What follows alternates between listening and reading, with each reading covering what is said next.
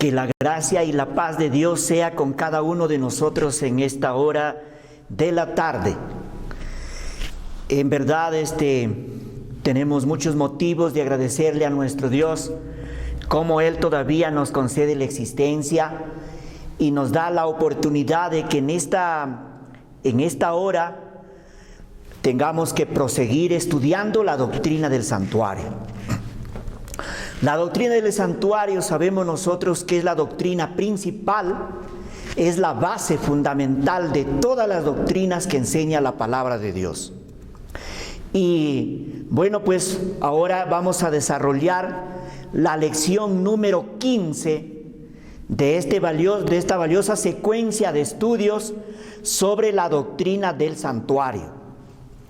Y para esta oportunidad seguimos nosotros descubriendo el Evangelio, conociendo el Evangelio, profundizándonos más en el conocimiento del Evangelio a través de este valioso estudio de la doctrina del santuario. Imagínense que ya estamos pues en la lección número 15 y solamente hasta este momento hemos estado estudiando pues la parte externa del santuario, ¿no? Y también la vestimenta, pues, de los sacerdotes. Y ya en estas lecciones nos vamos a aproximar a ingresar dentro del santuario, dentro del campamento, para conocer toda esa simbología, una por una, dándole aplicación evangélica en todo este estudio del santuario. Y la lección número 15 lleva como título Vislumbres del Evangelio en las ofrendas para la construcción del santuario en el desierto. Vislumbres del Evangelio en las ofrendas para la construcción, para la edificación del santuario en el desierto. Ese santuario que se construyó pues por manos de expertos, hombres inspirados, bajo la dirección de Moisés. Moisés sabemos que recibió las órdenes divinas allá en el monte del Sinaí durante 40 días y 40 noches. Moisés habló directamente con Dios y fue nuestro Dios quien le educó, le instruyó, le indicó a Moisés todos los detalles pues del campamento, del santuario, del tabernáculo que tendría que construirse. Y fue así que se construyó el santuario en el desierto. Era un tabernáculo maravilloso, una casa muy hermosa, donde habíamos visto en estudios pasados, donde había mucha riqueza. Y bueno, quiero también un poco recalcar acerca de las ofrendas para la construcción del santuario en el desierto. Es algo asombroso, pues, ver una casa tan costosa, una casa hecho de carpas y de tablas y de muchos materiales preciosos, caros, ver por ejemplo en medio de los campamentos de los israelitas, gente mala, gente descarriada, gente mundana también, pero allí en medio de ese campamento, del campamento de los israelitas, estaba pues el santuario. Y para construirlo se necesitó mucho material valioso. Y fue así de que Moisés no tenía los materiales suficientes para poder construir ese santuario. Eso hemos visto en estudios pasados. Y entonces Moisés apeló al pueblo para que el pueblo diera ofrenda voluntaria. Y quiero recordarles pues en este estudio número 15 acerca de los objetivos de la construcción del santuario. Y cada vez que nos profundizamos en esta doctrina, pues nosotros vamos descubriendo más verdades que nosotros podemos enseñar a nuestro pueblo. Y en verdad, hemos, de acuerdo a nuestro estudio, a la profundidad, a la investigación de esta doctrina del santuario, hemos ido ampliando este conocimiento y ahora sabemos que hasta el momento hay 3 objetivos en la construcción del santuario en el desierto.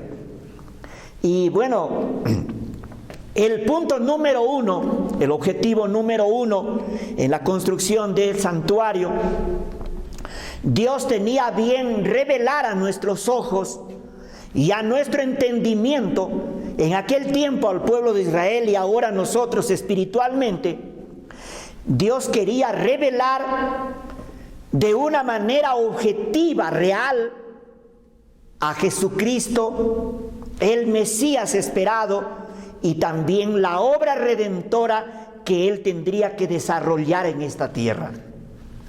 Por supuesto que el santuario se construyó después de 2500 años de la historia de pecado. Después de 2500 años de la caída de Adán y Eva en el paraíso, en el huerto del Edén, el Señor ordenó a Moisés, bajó allá al monte Sinaí, y allí cerca de Moisés habló, le indicó acerca de la construcción del santuario.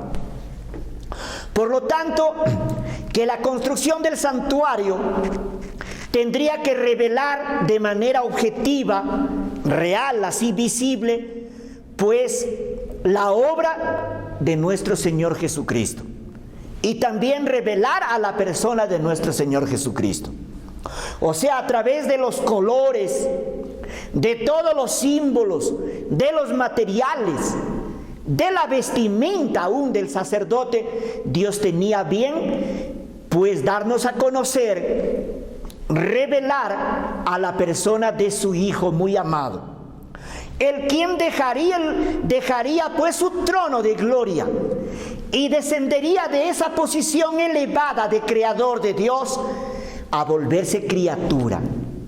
Entonces, mediante la simbología del santuario, aún en los materiales costosos que se utilizó, pues se requirió para construir ese santuario, el propósito era revelar la obra redentora del Hijo de Dios. Además, el segundo objetivo de la construcción del santuario también era mostrarnos a nosotros y al pueblo de Israel, literal en aquel tiempo, mostrar la existencia del santuario celestial. Porque hasta ese momento no se conocía que en el cielo hubiera un santuario. Por eso el siervo de Dios David escribió en un salmo diciendo: vieron tus caminos, oh Dios, dijo un día en un canto, vieron tus caminos, oh Dios, los caminos de mi Dios, de mi Rey, en el santuario, escribió. O sea, cuando David también vio el santuario que construyó Moisés, cuando él estudiaba también esa simbología, él descubrió también que en el cielo hay un santuario. Y ahora nosotros sabemos, a través del Antiguo y Nuevo Testamento, en verdad, la existencia del santuario celestial. Por eso esa pequeña maqueta que fue construido por Moisés y los hombres que fueron inspirados por nuestro Dios, era mostrar la existencia del santuario celestial. O sea, Moisés y los sacerdotes, los levitas, comprendieron que así como el santuario terrenal, había un santuario en el cielo. Porque Moisés le escuchó de la misma voz, de la misma boca de nuestro Dios soberano, cuando le dijo: haz el santuario, constrúyelo conforme al modelo que te ha sido mostrado allá en el monte Sinaí. O sea, Moisés recibió el mensaje divino que el santuario del desierto, que fue construido por dirección de Moisés, de él mismo, entonces Moisés comprendió que así ese diseño tiene el santuario en el cielo, el santuario celestial. Además, allí también en la construcción del santuario terrenal, en el tiempo del pueblo de Israel, era para comprender que el centro de la gran obra redentora a favor del mundo, a favor de la humanidad, es el santuario del cielo. Siempre ha sido y será el centro de la obra redentora de Cristo a favor de la humanidad, es el santuario celestial. No debemos perder de vista esta gran verdad. Por eso, al tomar la Biblia y comenzar a estudiar, pues, las Sagradas Escrituras, y cuando nosotros vemos allí la doctrina del santuario, todos nosotros debemos saber que el centro de nuestra obra redentora, de cada pecador que vivimos y nos movemos, nos desplazamos en este planeta, es el santuario del cielo. ¿Saben por qué? Porque es allí donde cada día, comenzando desde el primer hombre que pecó, Adán y Eva, comenzando desde ellos, es allí en el santuario celestial, como centro de la obra redentora, de la obra de salvación, desde el primer hombre que pecó, la justificación o la salvación de la culpa del pecado siempre ha sido, es y será en el santuario del cielo. Nadie debe borrar esta verdad de nuestra mente, que es allí a donde nosotros debemos dirigir nuestra mente, nuestros intereses, es al santuario celestial, porque allí es el centro de la gran obra de la redención. Fue allí, en el santuario del cielo, donde la divinidad hizo una reunión, y fue allí donde la divinidad planificó el plan de la redención. Por eso, en la construcción del santuario en el desierto, justamente tenía ese objetivo: enseñar al pueblo de Israel, enseñar a nosotros, enseñarnos a nosotros, que es allí a donde debemos dirigirnos nosotros para recibir el regalo de la salvación. El tercer objetivo de la construcción del santuario es que los israelitas, para que los israelitas puedan ver constantemente la presencia de Dios, que se manifestaba en columna de fuego de noche y en columna de nube de día. O sea, los israelitas de día y de noche, allí en el santuario, encima allí del techo del santuario, veían la presencia permanente de nuestro Dios.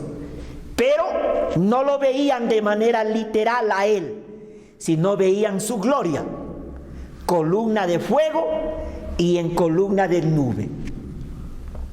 O sea, quiere decir que todos los israelitas que vivían en sus tiendas, a cada momento cuando ellos salían de su tienda y abrían allí su cortina, lo primero que veían delante de ellos era la gloria de Dios.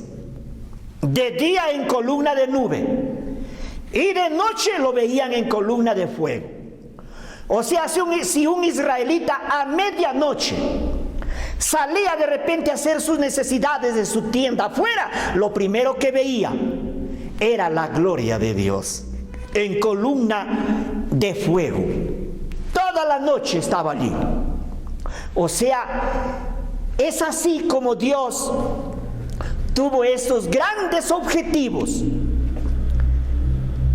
al indicar la construcción del santuario terrenal. Lo hizo a través de su siervo Moisés. O sea, ¿por qué era necesario que a través del santuario ellos vieran la gloria de Dios? El propósito divino era para que los seres humanos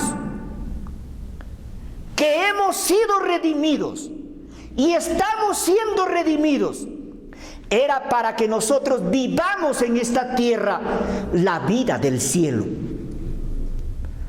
Era para que nosotros pongamos todos nuestros intereses en la vida del cielo y que aprendiéramos a vivir esa vida aquí en la tierra. Una vida de renuncia y una vida de odio y de apartamiento del pecado. Ese ha sido el propósito de Dios al mostrarnos, pues, la doctrina del santuario, o el santuario, la construcción del santuario. Esa construcción del santuario que permaneció en la tierra aproximadamente 1500 años, aproximadamente. Porque a través de la historia se ha construido 3 santuarios. El santuario del desierto, dirigido por Moisés. El santuario que construyó Salomón. Y el santuario que se conoce en la historia, el santuario de Herodes. Ven el tiempo, pues, que fue destruido en el año 70 después de Cristo. Entonces, estos 3 objetivos está escrito en la palabra de Dios y nosotros debemos recordarlo, debemos verlo. Pero para la construcción de este santuario, el primero que se construyó en el desierto, dirigido por Moisés, se necesitó ofrendas para la construcción de ese santuario en el desierto. Y esto está escrito en el libro de Éxodo, capítulo 25, y el versículo 2 seguido al 7, dice así: Di a los hijos de Israel que tomen para mí ofrenda, de todo varón que la diere de su voluntad, de corazón tomaréis mi ofrenda, dijo el Señor a través de Moisés. Esta es la ofrenda que tomaréis de ellos, dijo: oro, plata, cobre, azul púrpura, carmesí, lino fino, pelo de cabras, pieles de carneros teñidas de rojo, pieles de tejones, madera de acacia, aceite para el alumbrado, especias para el aceite de la unción y para el incienso aromático, piedras de ónice y piedras de engastes para el efod y para el pectoral. Ahí está toda esa lista en el libro de Éxodo, capítulo 25, desde el versículo 2 hasta el versículo 7. Entonces, todo era valioso, todo era caro. Imagínense, se necesitó oro y plata. Si nosotros vemos ahora el oro a través de todas las edades, siempre ha sido el metal más preciado.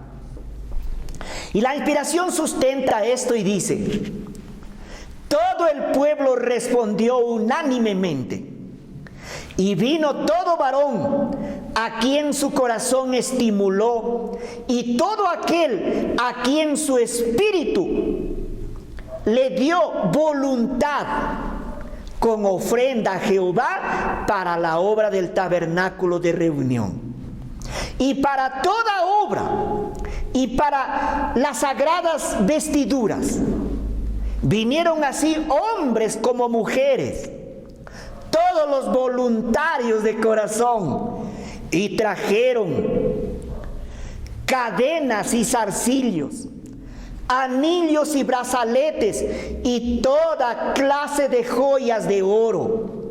Y todos presentaban ofrenda de oro a Jehová. Qué enseñanza grandiosa nos deja pues la dadivosidad y la voluntad que tuvo el pueblo en aquel tiempo para poder dar, para poder despojarse de sus joyas valiosas, de sus adornos, de su cuerpo, y darlo para la construcción del santuario. Porque el mensaje que Moisés dio al pueblo, él repitió lo que Jehová le dijo. Cuando Jehová dijo: y harán un santuario para mí, y yo habitaré en medio de mi pueblo, en medio de ellos. Este mensaje pues lo transmitió Moisés al pueblo de Israel. Por eso el pueblo se sintió muy contento. Y fue a través del don del Espíritu Santo, fue la intervención de la tercera persona de la divinidad que obró en esos corazones del pueblo de Israel, y cada uno dio su ofrenda voluntaria para la construcción del santuario. Y fue así como dice la Escritura, que el pueblo trajo en abundancia. Y dice que Moisés más bien envió un mensaje a todo el pueblo a decirles: ya no traigan más, porque ya hay material suficiente para la construcción del santuario. O sea, es impresionante pues ver que el pueblo, como respuesta al llamado de Dios, trajeron abundantes ofrendas de corazón voluntario para construir el santuario, hasta que sobreabundó de materiales. Moisés, sabemos por historia que Moisés logró reunir 1000 kilos de oro. Voluntariamente la dio el pueblo. 1000 kilos de oro, que es equivalente a 1 tonelada. Si nosotros multiplicáramos, por ejemplo, 1 gramo, en este tiempo, por ejemplo, 1 gramo de oro que lo encontramos a 150 soles. Si nosotros multiplicáramos 1 tonelada de oro, se logró reunir Moisés para la construcción del santuario. O sea, en toda la construcción del santuario, pues se utilizó 1000 kilos de oro.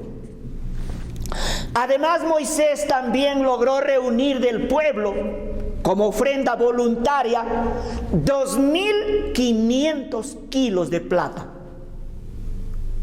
Allí pues se utilizó 2500 kilos de plata. Allí estaban las columnas, en los capiteles y en todos esos utensilios que había en el santuario. Había 2500 kilos de plata. También Moisés logró reunir 3500 kilos de bronce. En las columnas, por ejemplo, del atrio, y en las estacas, en el altar del holocausto y en la fuente de bronce, allí estaban los 3500 kilos de bronce empleado, utilizado. Y además, piedras preciosas que estaban en la vestimenta del sumo sacerdote, tanto en las piedras de ónice, en los hombros y en el pecho. Moisés todo eso lo recibió como ofrenda voluntaria de parte del pueblo. Y sabemos nosotros por historia que el pueblo de Israel en el desierto no tenían casas, no tenían carros, no tenían tierras, no tenían pues ellos lo que nosotros tenemos ahora. Ellos vivían en carpas. Lo que tenían eran esas simples joyitas. Cada uno tenía algo valioso allí en su bolsillo, o tal vez como una joya, pero ellos se despojaron y lo dieron para la construcción del santuario. Por eso es importante que nosotros meditemos acerca de la ofrenda voluntaria para la construcción del santuario.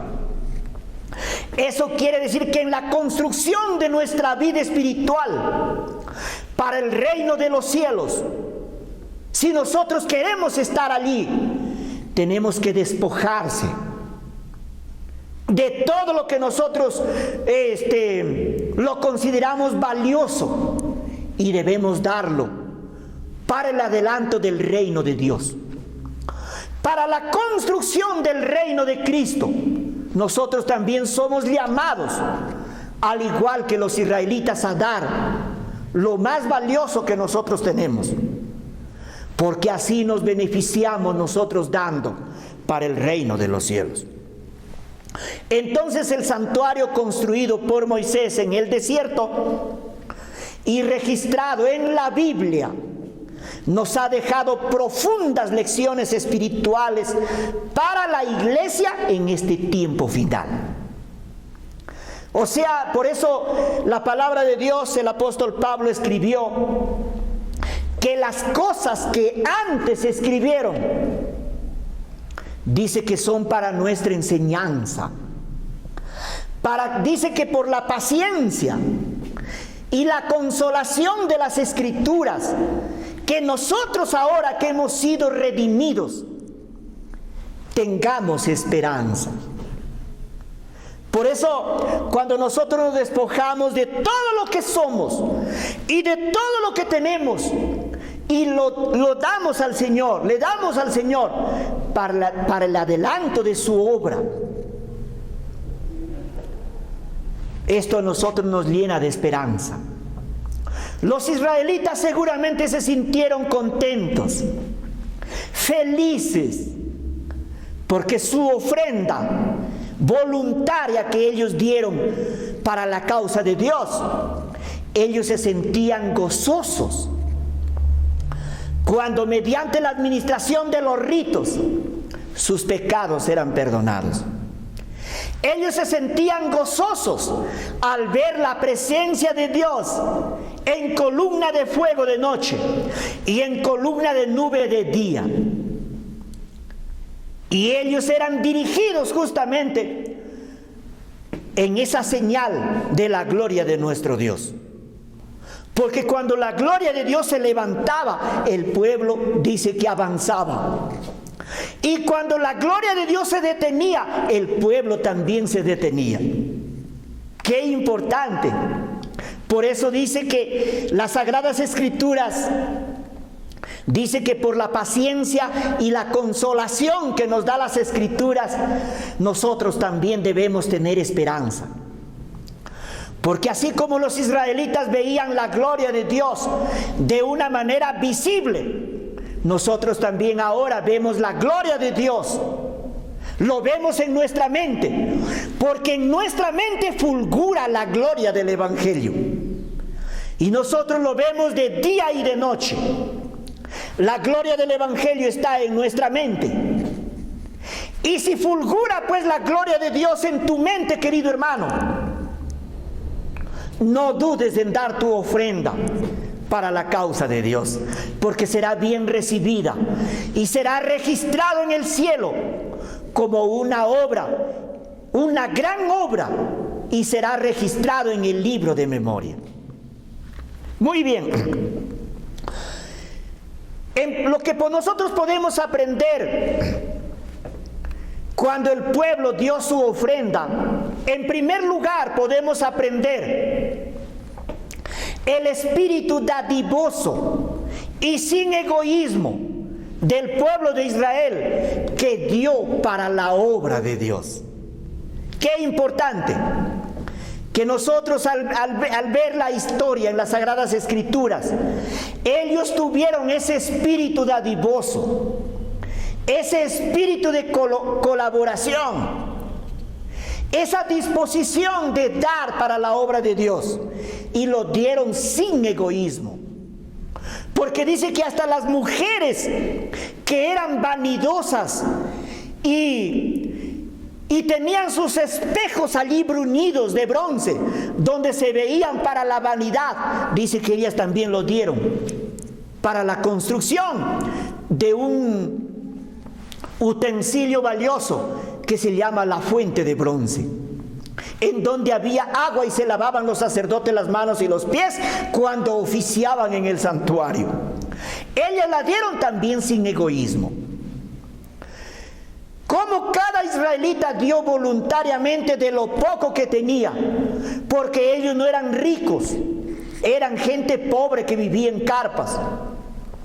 Dio de lo que poseía en un desierto donde no había nada. Y no fue necesario que ellos vayan a buscar allá de los pueblos paganos para traer y dar a Moisés. Ellos dieron de lo que ya tenían voluntariamente. Allí aprendemos el espíritu dadivoso y sin egoísmo.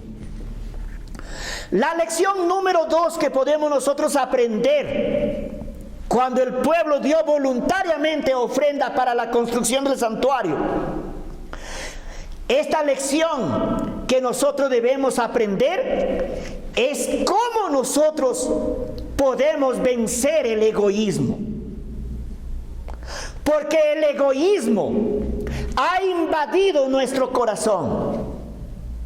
A medida que nosotros hemos ido, pues, viviendo en este mundo de pecado, en medio de este mundo de maldad, llevando el pecado, pues, como naturaleza maligna en nuestra mente, el egoísmo cada vez se ha ido robusteciendo en nuestro corazón.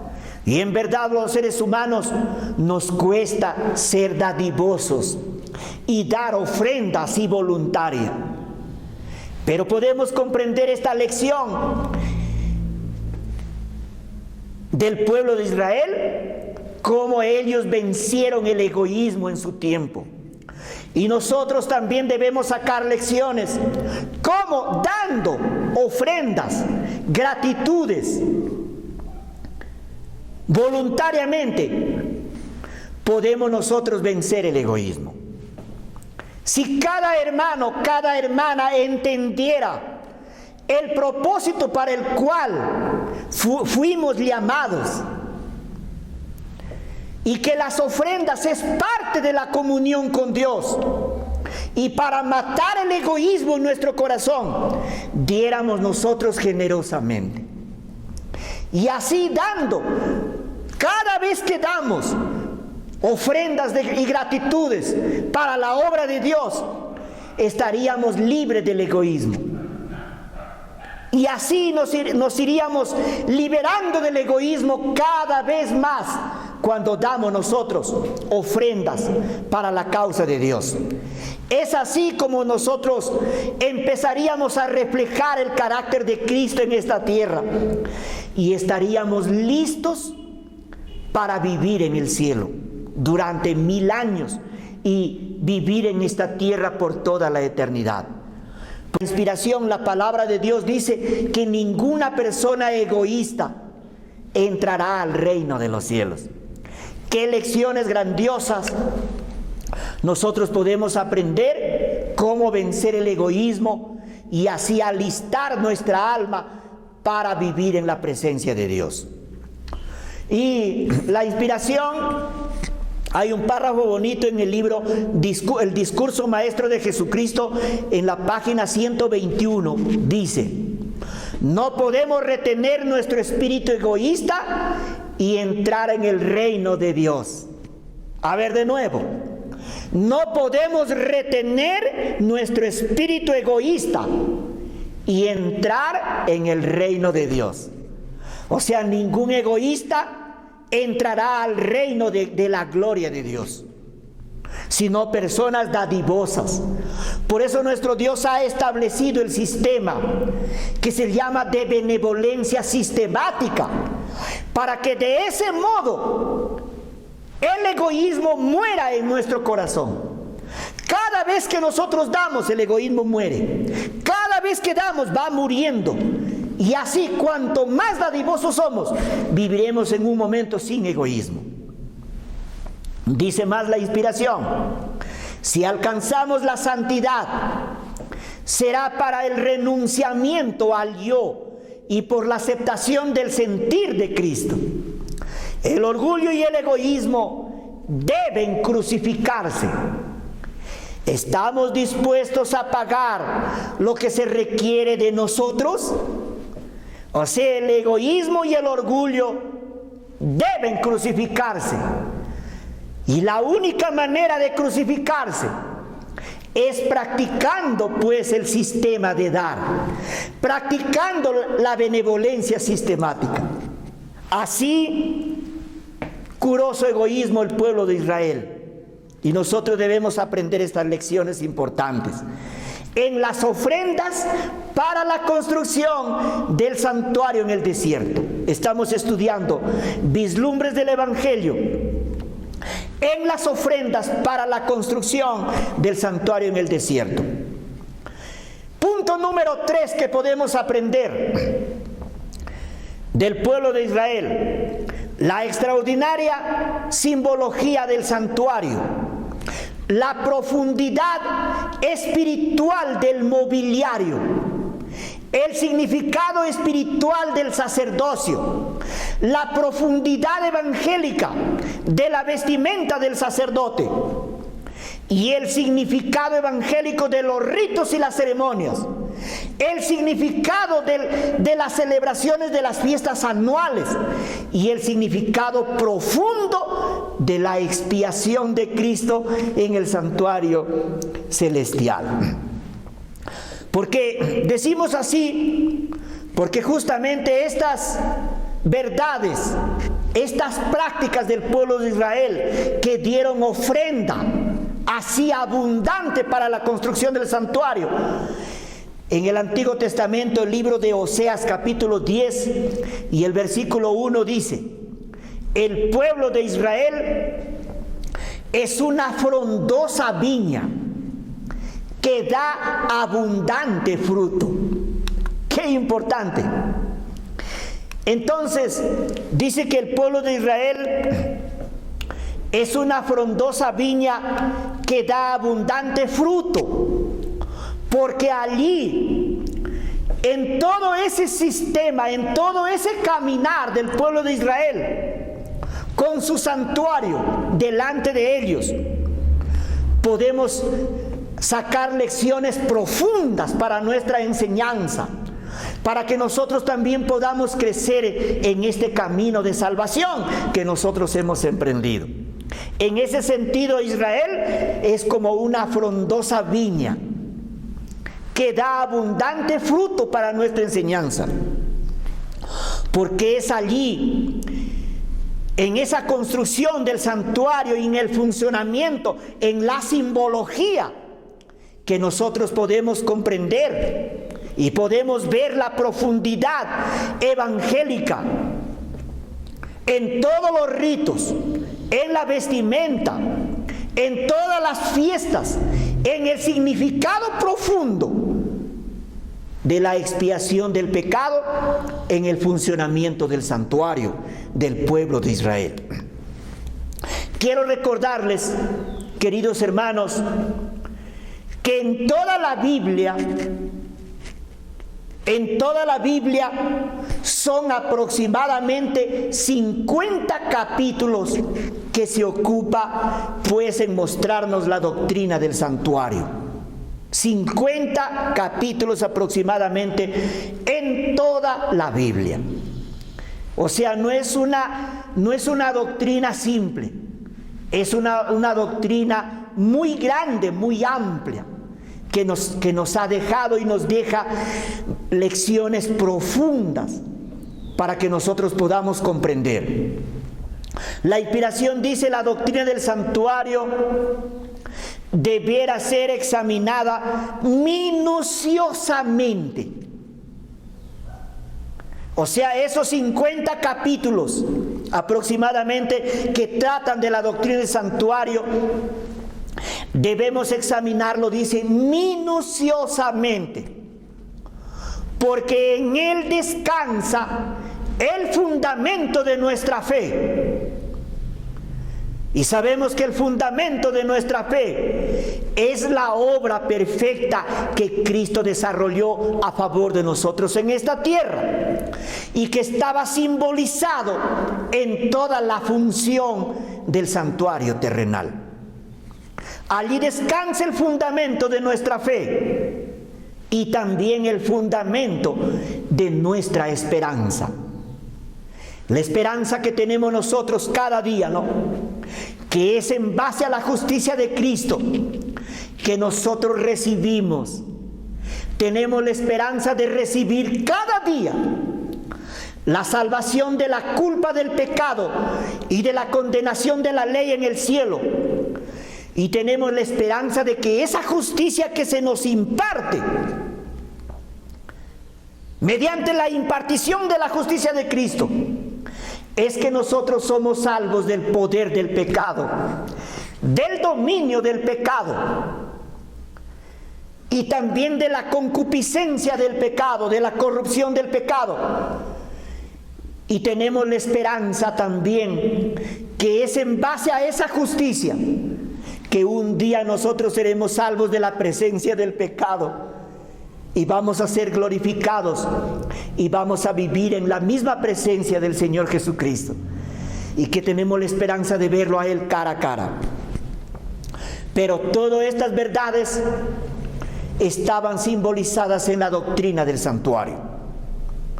Las verdades importantes acerca del santuario celestial y de la gran obra que allí se efectúa en favor de la redención del hombre debían enseñarse mediante el santuario terrenal y sus servicios, dice la inspiración. En la página 43 de este famoso libro, Cristo en su santuario. De nuevo, las verdades importantes acerca del santuario celestial y de la gran obra que allí se efectúa en favor de la redención de nosotros, de los seres humanos, dice que deberían enseñarse mediante el santuario terrenal y también los servicios que había y se desarrollaba en el santuario terrenal.